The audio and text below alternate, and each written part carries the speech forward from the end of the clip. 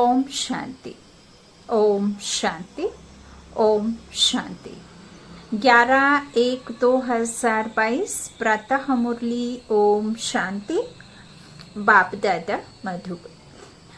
आज के भगवानों बाबा ने मुरली में कहा, मीठे बच्चे, ज्ञान की बुलबुल बनकर आप समान बनाने की सेवा करो।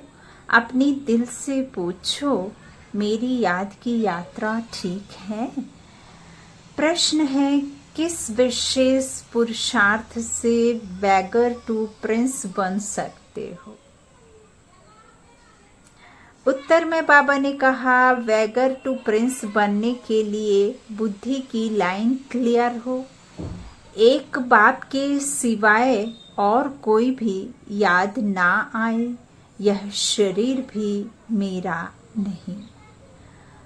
ऐसा जीते जी मरने का पुरुषार्थ करने वाले ही वैगर हैं।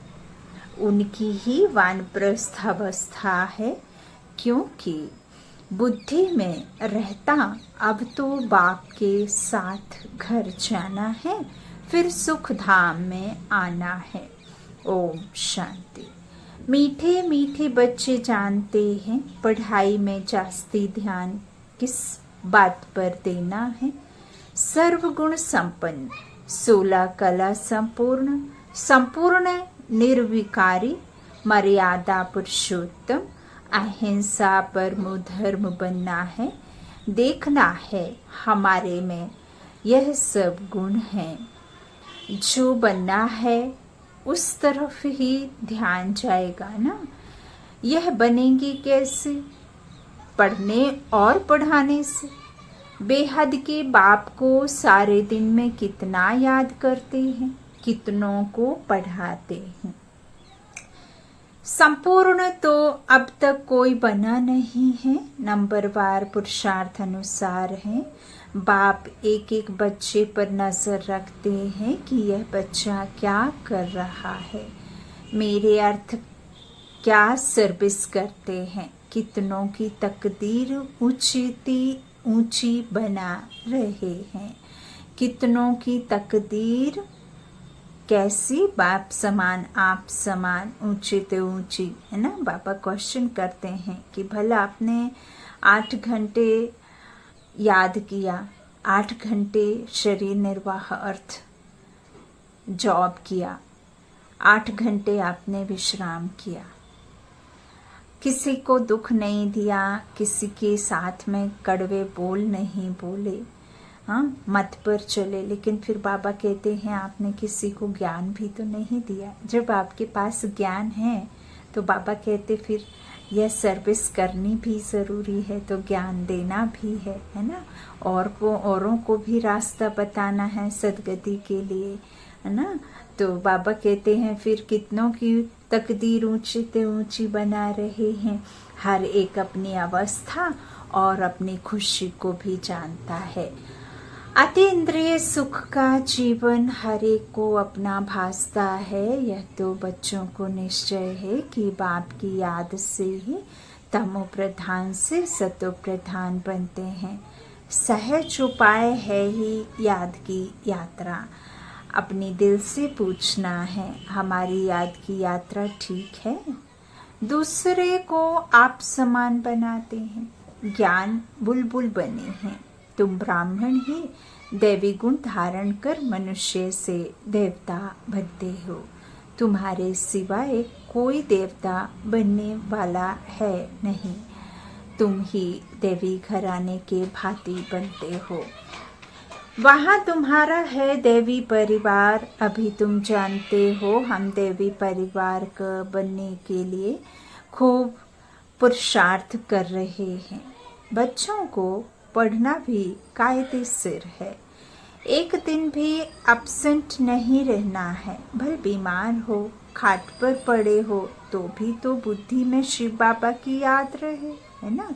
बीमार कितना भी रहे, लेकिन मन बुद्धि तो कहीं ना कहीं जो है लगी रहती है। तो बाबा कहते हैं फिर उस खाट पर पड़े भी मन बुद्धि से शिव बाबा को याद करो, है ना। बाबा कहते हैं आत्मा जानती है हम बाबा के बच्चे हैं, बाबा हमको घर ले चलने आया है। कितनी सहज याद है, यह भी प्रैक्टिस चाहिए। बुद्धि में एक शिव बाबा की ही याद रहे, बाबा आया है, हम शांति धाम में जाकर फिर सुख धाम में आने वाले हैं। पिछाड़ी तक इतनी मेहनत करनी है जो एक शिव बाबा की ही याद रहे, और संग तोड़ एक संग जोड़ना है। मुख से कोई जप नहीं करना है, औरों को आप समान बनाने के लिए पढ़ाना भी है। बाप समझाते हैं तुमको उस अवस्था में जाना है जिस सतो प्रधान अवस्था में तुम यहाँ आए थे, है ना। आत्मा का जो स्वरूप है वो तो अव्यक्त जब रहती है तो चैतन्य शक्ति आत्मा है ना, लाइट है। फिर जब वह सतो प्रधान अवस्था में आदि से पाठ बजाने आती है ना, तो बाबा कहते हैं अब तुमको वही अवस्था में जाना है ना, जिस अवस्था में तुम पहले आए थे। उस अवस्था में जाकर फिर उसी अवस्था में आना है सतयुग में। कितना सहज है। तुम भक्ति मार्ग में गाते थे आप जब आएंगे तो हम और संग तोड़े तुम संग जोड़ेंगे, है ना। तो इसमें मेहनत है, पवित्रता की बात भी मुख्य है। गृहस्थ व्यवहार में रह कमल फूल समान बनना है, वह कमल भी पानी से धरनी से ऊपर रहता है। तुम चैतन्य फूल भी धरनी के ऊपर हो तो तुमको भी प्रतिज्ञा करनी है, हम पवित्र रहते हुए एक आपको ही याद करेंगे। जो अंत में सिवाय आपके और कोई की याद ना आए, कोई अवगुण भी ना रहे। जो बच्चे ऐसे बनते हैं वह सदैव हर्षित रहते हैं। यह प्रैक्टिस अच्छी रीति करनी है। बाबा कहते हैं बच्चे जानते हैं कभी कभी अवस्था मुरझा जाती है, माया झट छुई मुई कर देती है। हर एक को अपने आप से पूछना बहुत ज़रूरी है। मन से मन की बातें है ना करनी ज़रूरी है कि हम कितना बाप की याद में हर्षित रहते हैं और कितना बाप की सर्विस में टाइम देते हैं। भल कोई कैसा भी है, तुम बच्चों को सर्विस करते ही रहना है। जांच करते हैं कौन वर्षा पाने के लायक है। जैसे बिच्छू को मालूम पड़ता है यह पत्थर है या नर्म चीज है, तो पत्थर पर कभी डंक नहीं लगाएगी। तुम्हारा धंधा ही यह है। तुम बेहद बाप के स्टूडेंट हो ना। पढ़ाई पर बहुत मज़ेदार है। शुरू में बच्चे मुरली बिगर एक दिन भी रह नहीं सकते थे, कितना तड़पते थे। क्लास में बड़ी बहनों ने गीत सुनाया, तेरी मुरली में जादू, है ना। बहुत सारे गीत बाबा के बने हुए हैं, मुरली में है जादू बाबा, है ना। तो बांधेलियों को कैसे मुरली पहुंचाते थे, मुरली में ही जादू है ना। कौन सा जादू? विश्व का मालिक बनने का जादू। इससे बड़ा जादू कोई होता नहीं। तो उस समय मुरली का तुमको कितना कदर था, मुरली पहुंचाने के लिए कितना प्रयत्न करते थे, समझते थे पढ़ाई बिगर बेचारे का क्या हाल होगा। वहाँ बाबा जानते हैं बहुत ऐसे बच्चे हैं जो मुरली पर पूरा ध्यान ही नहीं देते हैं। मुरली तो बच्चों को रिफ्रेश करती है ना। भगवान जो तुमको विश्व का मालिक बनाते हैं उनकी मुरली नहीं सुनेंगे तो भगवान टीचर क्या कहेंगे। बाबा को बंडर लगता है। चलते चलते बहुत बच्चों को माया का तूफान ऐसा लगता है जो मुरली पढ़ना क्लास में आना छोड़ देते, है ना।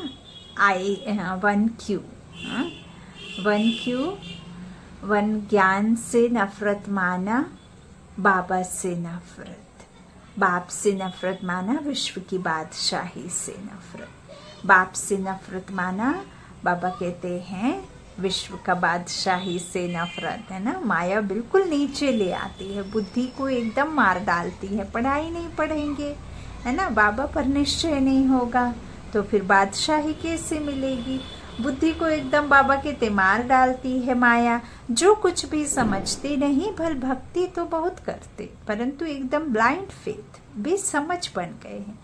बाप खुद कहते हैं तुम कितना लायक थे, अब ना लायक बन गए हो। अब मैं फिर आता हूँ। बाबा कहते हैं अब फिर से मैं आया हूँ तुम बच्चों को लायक बनाने, इसलिए श्रीमत पर जरूर चलना है। बाप कहते हैं इसमें और कुछ करना नहीं है, सिर्फ बाप को याद करो और पढ़ो। स्कूल में बच्चे पढ़ते भी हैं और टीचर को भी याद करते हैं, कैरेक्टर भी सुधारने हैं। तुम्हारी भी एम ऑब्जेक्ट सामने खड़ी है, तुमको यह बनना है। उन्हों के कैरेक्टर अच्छे हैं, तब तो सारा दिन मनुष्य गाते हैं आप सर्वगुण संपन्न। मनुष्य को जब तक बाप का परिचय नहीं मिला है तब तक अंधियारे में है। सारी दुनिया के मनुष्य इस समय निधन के हैं। उन्हों को बाप का पैगाम पहुंचाना है, तुम बेहद बाप के बच्चे हो ना। बाप कहते हैं मुझे याद करो तो तुम्हारे विकर्म विनाश होंगे। बच्चों को युक्ति निकालनी है कि सबको पैगाम कैसे पहुंचाएं।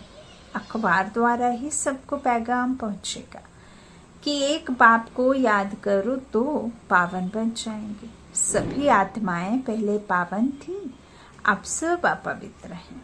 यहाँ कोई पवित्र आत्मा हो ना सके। पवित्र आत्माएं होती हैं पवित्र दुनिया में। आत्मा पवित्र बन जाती है, फिर यह पुराना शरीर रूपी चोला छोड़ना ही है। यह हो नहीं सकता कि आत्मा पावन हो और शरीर पतित हो। तो बाबा को याद करते करते अपने को तमो प्रधान से सत्व प्रधान बनाना है। पहले पहले जब तुम आए तो पवित्र थे, अब फिर पवित्र बनना है। आत्मा पवित्र बनकर जाएगी, फिर पवित्र दुनिया में आएगी। शांति धाम से होकर फिर गर्भ महल में आएंगे। वहाँ दुख का नाम निशान नहीं रहता है, रावण राज्य ही नहीं है, परंतु पुरुषार्थ कर ऊंच पद पाना है। इसके लिए यह पढ़ाई है। स्वर्ग में तो सब जाएंगे, लेकिन ऊंच पद पाने का पुरुषार्थ करना है। बाबा कहते हैं यह तो जानते हो स्वर्ग की स्थापना और नरक का विनाश हो रहा है। शिवालय स्थापन होगा तो वैश्यालय खत्म हो जाएगा। शिवालय में तो आना ही है। कोई से शरीर छोड़ जाकर प्रिंस प्रिंसेस बनेंगे। बाबा कहते कोई ये वाला शरीर छोड़ जाकर प्रिंस प्रिंसेस बनेंगे, कोई प्रजा में चले जाएंगे।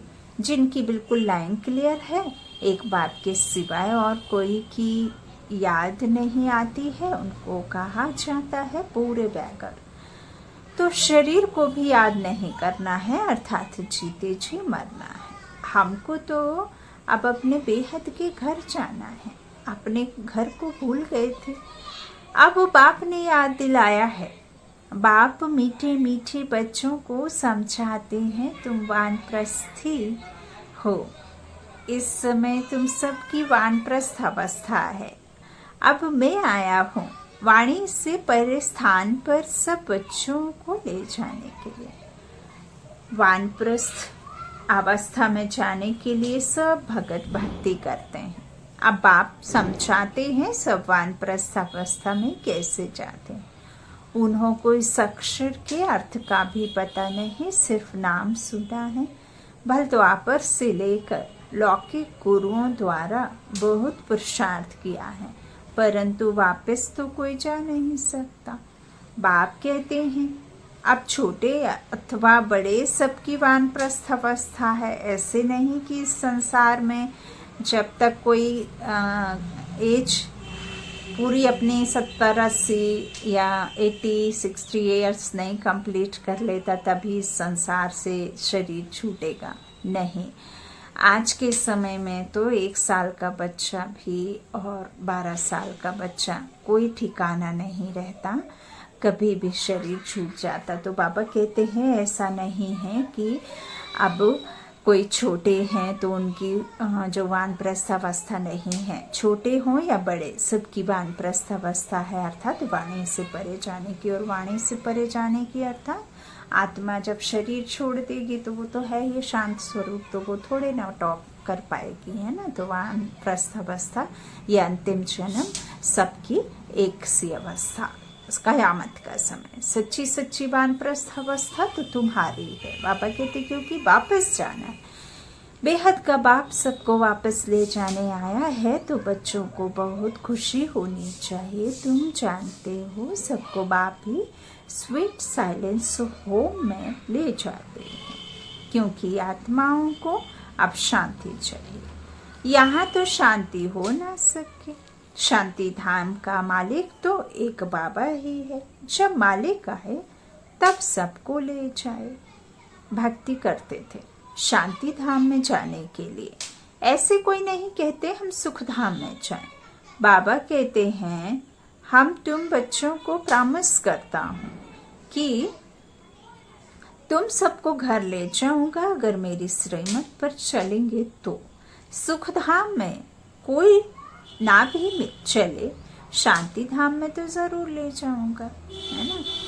तो आत्मा का स्वरूप जो है वो शांत स्वरूप है, इसीलिए आत्मा बार बार शांति की मांग करती है ना, कि मुझे शांति चाहिए भले खाना ना दो, मुझे प्यार चाहिए भले मुझे कुछ भी ना दो, है ना। तो प्रेम, आनंद, सुख, शांति, शक्ति, है ना, ज्ञान, ये सब आत्मा के सद्गुण हैं जो अब गुणों में बदल गए, है ना। शरीर को सब अपना समझ बैठे, जबकि शरीर तो हमें छोड़ चला जाता है ना, आत्मा को। तो बाबा कहते हैं सभी शांति धाम में जाना चाहते हैं, है ना। तो सुख धाम में कोई ना भी चले तो बाबा कहते मेरा वादा है कि शांति धाम में जरूर ले जाऊंगा, छोड़ूंगा किसको भी नहीं। नहीं चलेंगे तो सजाएं देकर, मारपीट दिलाकर भी ले चलूंगा। हाँ, तो जैसे बच्चों को अब मारपीट, सजाएं अर्थात ऐसा नहीं है कि जेल की हवा खाना। मारपीट अर्थात आपके जो जीवन में कष्ट होते हैं, जो मुश्किलें आती हैं, जो समस्याएं आती हैं, वही सजाएं हैं, ना कि जेल की हवा। मारपीट का मतलब ये नहीं है कि बाबा आकर के डंडे से मारेंगे, है ना। तो बाबा कहते हैं अगर नहीं भी चलेंगे तो सजाएं देकर, मारपीट भी देकर ले चलूंगा। जैसे बच्चों को सजा दी जाती है ना, तुम बच्चों को भी ऐसे ले चलेंगे, क्योंकि ड्रामा में पार्ट ही ऐसा ही है। इसलिए अपनी कमाई कर चलो तो अच्छा है, पद भी अच्छा मिलेगा, पिछाड़ी में आने वाले क्या सुख पाएंगे। बाबा कहते तुम चाहो व ना चाहो तुम्हारे सब शरीरों को आग लगाकर आत्माओं को जरूर ले चलना है। मेरी मत पर चल, अगर सर्वगुण संपन्न 16 कला संपूर्ण बनेंगे तो उच्च पद पाएंगे, क्योंकि मुझे बुलाया ही है कि आओ घर ले चलो, अर्थात मौत दो। यह तो सब जानते हैं मौत आया कि आया, छी कोई यहाँ रहना नहीं है। बाप कहते हैं मैं सबको छी दुनिया से जरूर ले जाऊंगा, जो अच्छी तरह पढ़ेंगे वही सुख धाम में आएंगे। सुख धाम व स्वर्ग कोई आसमान में नहीं है, यहाँ ही स्वर्ग होता है और यहाँ ही नर्क। तो अब स्वर्ग की दुनिया को यहाँ स्थापन होना है और नर्क को खत्म होना है। तो गीत भी है कि ले चल मुझे इस दुनिया से, तो इस दुनिया से कहाँ ले चल, उस दुनिया को यहाँ ही लाना है ना। तो उसके लिए फिर ये विकारों की बलि चढ़ानी है ना। तो बाबा कहते हैं इस तरह सुखधाम स्वर्ग कोई आसमान में नहीं है, तुम्हारा यादगार मंदिर दैलवाड़ा है। आदि देव बैठा है, बाप दादा है ना, इनके ही शरीर में बाबा विराजमान होता है। तो तुम जानते हो यह बाप दादा दोनों बैठे हैं, है ना। प्रकृति की साइड में आकर परमात्मा अपनी जगह बनाते हैं ना, थोड़े समय के लिए। तो इस समय तुम बच्चे जो राजयोग सीख रहे हो, उनकी निशानी मंदिर में दिखाई है। महारथी घोड़े सवार भी हैं। कल्प कल्प हूबहू ऐसा ही मंदिर बनेगा जो तुम जाकर देखेंगे। बाबा कहते तुम कहेंगे यह सब टूट जाएंगे, फिर कैसे बनेंगे। यह ख्याल नहीं करना चाहिए। स्वर्ग अभी कहाँ है, फिर स्वर्ग के महल होंगे। यह पहाड़ियाँ आदि टूट जाएंगी फिर बनेंगी, आबू फिर भी बनेगा। बहुत बच्चे इस बात में बहुत मूंझते हैं। बाप कहते हैं मूंझने की दरकार नहीं, कहते हैं द्वारिका समुद्र के नीचे चली गई फिर निकली, नीचे जो चीज गई सो खत्म हो जाएगी। तुम जानते हो स्वर्ग में हम अपने महल आदि बनाएंगे, वहां बिल्कुल ही सतो प्रधान सब नई नई चीजें होंगी। तो यहाँ की कोई चीज तो सवाल ही नहीं उठता कि निर्विकारी दुनिया में जाएगी, है ना। विकारी वहां हो ही नहीं सकती, चाहे वो ये प्रकृति हो या फिर आत्मा हो, है ना, या शरीर हो। तो बाबा कहते तुम वहां के फल आदि देखकर आते हो, तुम जानते हो हम वहां जाने वाले हैं। वर्ल्ड की हिस्ट्री ज्योग्राफी रिपीट होती है, तो स्वर्ग भी रिपीट होगा, यह निश्चय होना चाहिए। परंतु किसकी तकदीर में नहीं है तो कहेंगे कैसे हो सकता है। इतने सब फिर आएंगे फिर महल आदि बनेंगे। तुम जानते हो सोमनाथ के मंदिर को लूट कर ले जाते हैं, फिर भी मंदिर बनाएंगे। यह खेल ही पूज्य से पुजारी, पुजारी से पूज्य बनने का है। आत्मा ही पूज्य पुजारी, पुण्य और पाप आत्मा। तो ब्राह्मण देवता, क्षत्रिय, वैश्य, शूद्र, यह चक्र है। तुम बच्चे पद्मापदम भाग्यशाली बनते हो, तुम्हारे कदम में पदम का छाप लग जाता है। तुम जानते हो हमारे कदम में पदम है, अर्थात पढ़ाई के कदम में पदम समाये हुए हैं, है ना। तो जितना पढ़ेंगे उतना उच्च पद पाएंगे। सतयुग में बाबा कहते सतयुग है गोल्डन एज। वहां की धरनी भी कितनी सुंदर होती है, कितने सुंदर महल बनते हैं, हर चीज सतो प्रधान होती है, देखने से ही नैन ठंडे हो जाते हैं। ऐसी राजधानी के तुम मालिक बन रहे हो तो कितनी अच्छी रीति पुरुषार्थ करना चाहिए। पुरुषार्थ से ही प्रारब्ध बनती है। बच्चों को ज्ञान तो बुद्धि में है, बाप को याद करना है, लौकिक संबंध से ममत्व मिटाना है, सिर्फ एक बाप को याद करना है। अच्छा, मीठी मीठी सीखी लाधे बच्चों प्रति माता पिता बाप दादा का याद प्यार और गुड मॉर्निंग।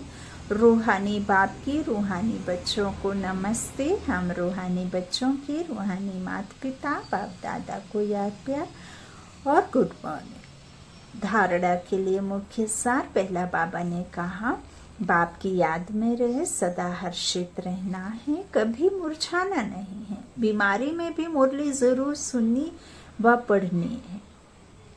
दूसरा, पढ़ाई से कदम कदम में पदम जमा करने हैं और संग तोड़ एक बाप से जोड़ना है। आज का वरदान बाबा ने बच्चों को दिया, सदा हर संकल्प और कर्म में ब्रह्मा बाप को फॉलो करने वाले समीप और समान भव। जैसे ब्रह्मा बाप ने दृढ़ संकल्प से हर कार्य में सफलता प्राप्त की, एक बाप दूसरा ना कोई, यह प्रैक्टिकल में कर्म करके दिखाओ।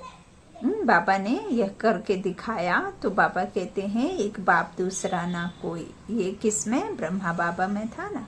तो यह प्रैक्टिकल में कर्म करके उन्होंने दिखाया। कभी दिल शिकस्त नहीं बने, सदा नथिंग न्यू के पाठ से विजयी रहे। हिमालय जैसी बड़ी बात को भी पहाड़ से रुई बनाए रास्ता निकाला, कभी घबराए नहीं। ऐसे सदा बड़ी दिल रखो, दिल खुश रहो, हर कदम में ब्रह्मा बाप को फॉलो करो तो समीप और समान बन जाएंगे। कई बार जब शुरू में ओम के नाम से यह मंडली, ओम मंडली के नाम से शुरुआत हुई यह ज्ञान की, तो जितने भी भाई बहन थे, बाबा ने, ब्रह्मा बाबा ने अपना सारा धन संपत्ति, जितना भी उनके पास स्थूल धन था, सब कुछ इस मतलब बाबा के जो बच्चे हैं उनके लिए सब कुछ दिया। नंबर 1 का खाना खिलाना, नंबर 1 का। तो जब बाबा 350-400 बच्चों का जब पालना करते थे तो सारी मतलब उनको इतना पौष्टिक आहार देना, मिल्क देना, और जो भी बहुत हाई लेवल के पौष्टिक चीज़ें बाबा खिलाया करते थे।